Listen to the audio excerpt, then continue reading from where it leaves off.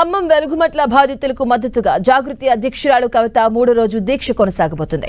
ఇక హైదరాబాద్ లోని జాగృతి కార్యాలయంలో కవిత నిర్వధిక నిరాహార దీక్ష కంటిన్యూ చేస్తూ ఉన్నారు.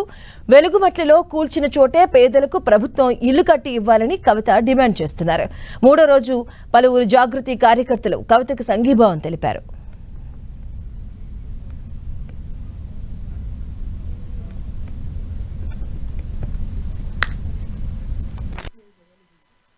100% ఇది మా విజయమే. సంయుక్త పోరాటాలకు తెరదీసాం. ఈ రాష్ట్రంలో ప్రగతిశీల శక్తులని కలవాలని నేను చాలా రోజుల నుంచి చెప్తూ వచ్చాను.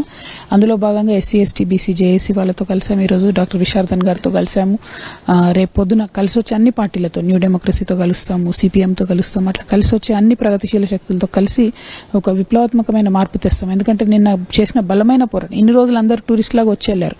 లేదు ఇది చేయాల్సిందే అని అక్కడ కూర్చొని అక్కడే ఇవ్వాల్సిందే అని మేము డిమాండ్ పెట్టిన సంస్థ, ఏకైక సంస్థ మాది. మేము నిన్న వెళ్ళినటువంటి గ్రూప్ ఎవరైతే ఉన్నామో, మేము అంతకుముందు ఏ పార్టీ కూడా అట్లా డిమాండ్ చేయలేదు. ఇవ్వండి, ఇండ్లు ఇవ్వండి అన్నారు, కానీ ఎక్కడ ఇస్తున్నారు ఏందని డీప్గా స్టడీ చేయలేదు. సో ఫ్యూచర్లో కూడా ఏ ఇష్యూ అయినా సరే దాని రూట్ కాజ్లోకి వెళ్ళి ప్రయత్నం చేస్తాము. పరిష్కరించడానికి మా వంతు, మా శక్తి మేరగా ప్రయత్నం చేస్తాం. మొత్తం పోయింది 62 ఎకరాల ల్యాండ్ భూదాన్ది.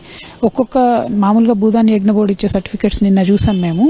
ఒక్కొక్కరికి 5 ఎకరాలు ఉంది ల్యాండ్, ఒక్కొక్కరికి 2 ఎకరాలు ఉంది. అట్లా ఉండడానికి లేదు కదా, మరి అక్కడెందుకు బుల్డోజర్ వెళ్ళట్లేదు, అది ప్రశ్న. సో వాటన్నిటి మీద కూడా ఎంటబడతాం. ఓవరాల్గా దీనివల్ల మొత్తం యావత్ తెలంగాణలో ఉన్న భూదాన్ ల్యాండ్స్ అన్నిటి గురించి కూడా డిస్కషన్ మొదలవుతుంది, మొదలవ్వాలి కూడా. 1,71,000 ఎకరాలు ఉంది. మరి రంగారెడ్డి చాలా చోట్ల ఉన్నటువంటి భూదాన్ ల్యాండ్ పరిస్థితి ఏంటి, ప్రభుత్వం దాని మీద ఏం స్టాండ్ తీసుకుంటుంది, వీటన్నిటి మీద కూడా జాగృతి చాలా సీరియస్గా పనిచేస్తుంది. ఫ్యూచర్ మెయిన్ డిమాండ్ ఏమో మాది ఎక్కడ తీసుకున్నారో అక్కడ ఇవ్వాలని ఉండే. సో మొత్తం 30 ఎకరాల్లో ఇల్లు కూలగొట్టారు, 6 ఎకరాలు ఇస్తామంటున్నారు. మిగతాది ఏమి ఇస్తారన్నది క్లారిటీ ఖచ్చితంగా ఇవ్వాలి గవర్నమెంట్. అది పేదవాళ్ళ కోసం వాడతారా, పెద్దవాళ్ళ కోసం మళ్ళీ ఏదన్నా చేస్తారా అన్నది క్లారిటీ ఇవ్వాలి. ఆ ఇష్యూ మేము ఇప్పుడు కాదు, తర్వాత కూడా ఫాలో అప్ చేస్తాం. బట్ ఇప్పుడు ఏదైతే 300 మెంబర్స్కి ఇస్తామంటున్నారో, మిగతా వాళ్ళకి ఎందుకు ఇవ్వట్లేదు, మిగతా వాళ్ళకి ఎక్కడ ఇస్తారు, ఆ క్లారిటీ తీసుకుంటాము. తర్వాత డీటెయిల్డ్గా మా ఫ్యూచర్ కార్యాచరణ ఎట్లుంటుందో చెప్తూ విరమిస్తాం.